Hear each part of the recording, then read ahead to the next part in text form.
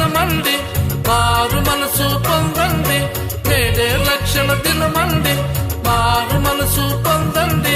ప్రభువాగమనమందు ఆ ప్రభుని చేరండి, ప్రభువాగమనమందు ఆ ప్రభుని చేరండి. రారాజుగా న్యాయాధిపతిగా యేసు వస్తున్నాడు అతి త్వరలో. రారాజుగా న్యాయాధిపతిగా యేసు వస్తున్నాడు అతి త్వరలో.